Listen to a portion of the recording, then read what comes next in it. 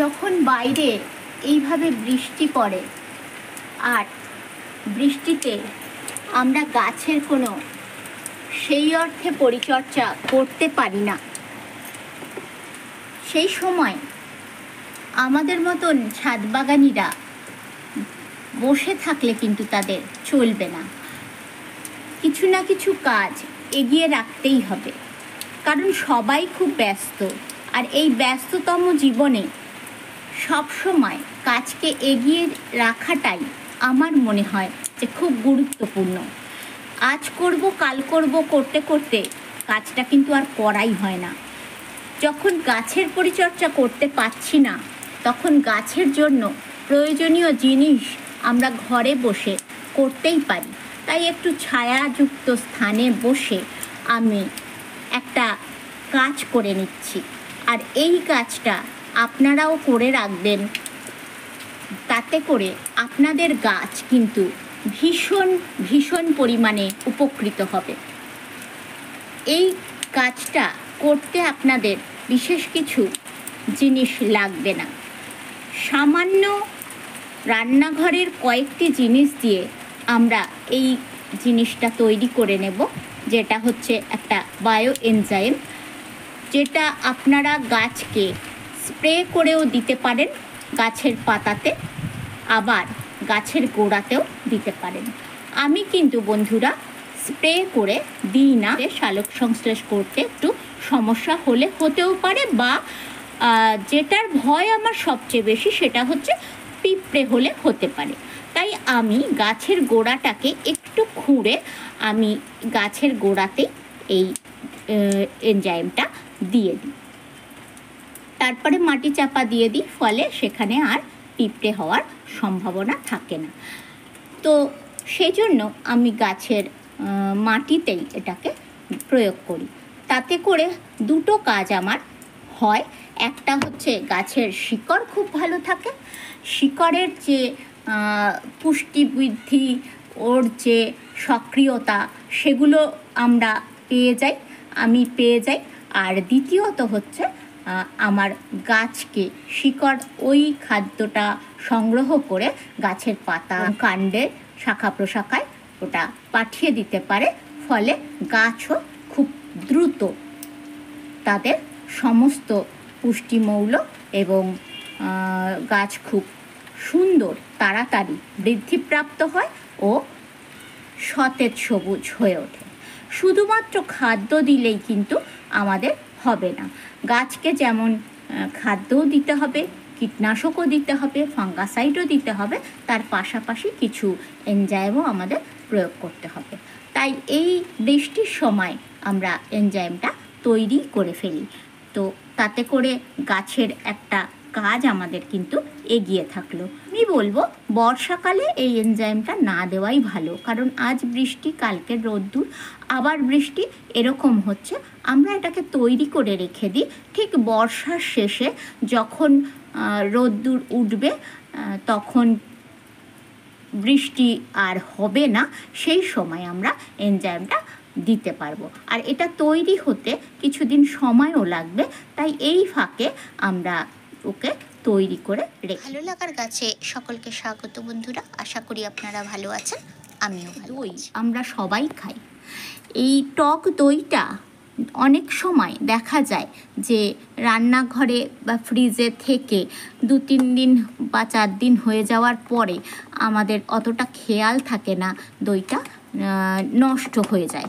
সেই টক দইটা আপনারা ফেলে দেবেন না, এটা কিন্তু গাছের পক্ষে ভীষণ উপকারী। আর এই টক দইটা কিন্তু গাছের কীটনাশক একটা বলতে পারেন। এই দই কিনেই তৈরি করবেন, তাহলে সেই দইটা আপনারা এয়ারটাইট কন্টেনারে 5-6 দিন রেখে দেবেন বাইরে, ফ্রিজের বাইরে, তাহলেই দইটা এরকম নষ্ট হয়ে যাবে। আর এই নষ্ট টক দইটাই কিন্তু আমাদের দরকার। এখানেও আমার কাছে একটা নষ্ট টক দই আছে, এর সঙ্গে আছে চিনি। এই টক দইয়ের মধ্যে আমি 4 চামচ চিনি দিয়েছি। চিনি দিয়ে টক দইটাকে আমি রেখে দিয়েছিলাম। তাতে করে হয়েছে কি, চিনিটা টক দইয়ের সঙ্গে গুলে গেছে।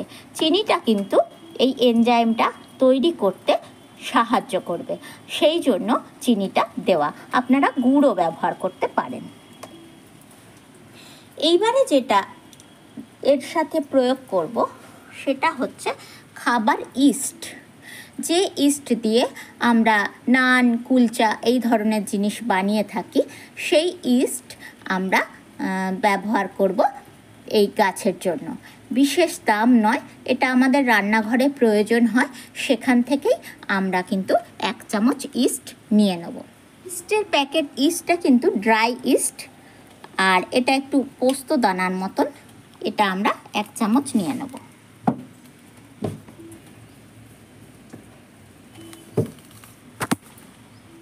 দেখুন, ভর্তি করে আমি 1 চামচ নিয়ে নিয়েছি। এটা আমি এই দইয়ের মধ্যেই মিশিয়ে দিলাম।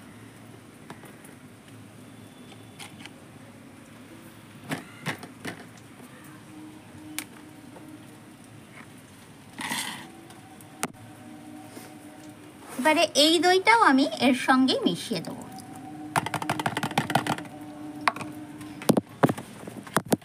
দিয়ে খুব ভালো করে এটাকে ফেটিয়ে নিতে হবে।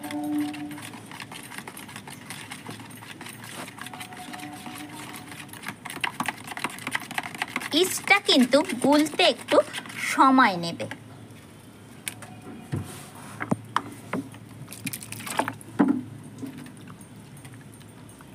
যেহেতু আমি আপনাদেরকে দেখাবো, সেজন্য আমি আগে থেকে ইস্টটাকে ভিজিয়ে রাখিনি। আপনারা যখন করবেন তখন একটা ছোট পাত্রে ইস্টটাকে ভিজিয়ে রেখে দেবেন, তাহলে ওটা তাড়াতাড়ি গুলে যাবে।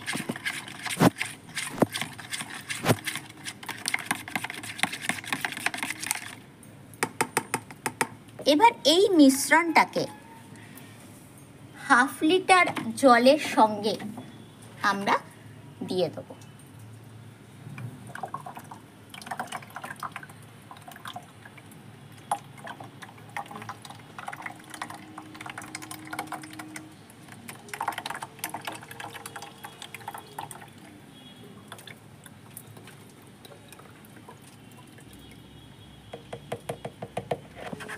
এর মুখটা ভালো করে আটকে এটাকে খুব ভালো করে ঝাঁকিয়ে নিয়ে জলের সাথে মিশ্রণটাকে গুলে নেব।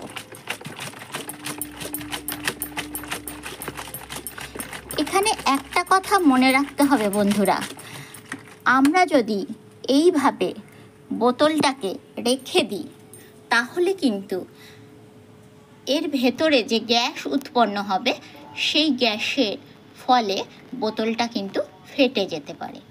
সেজন্য সবসময় আপনারা পুরো বোতল ভর্তি করবেন না, একটু খালি রেখে বোতলটাকে ভর্তি করবেন। দেখুন, 2 ইঞ্চি মতন খালি রেখে আমি বোতলটাকে ভর্তি করেছি, এবং এটাকে খুব ভালো করে ঝাঁকিয়ে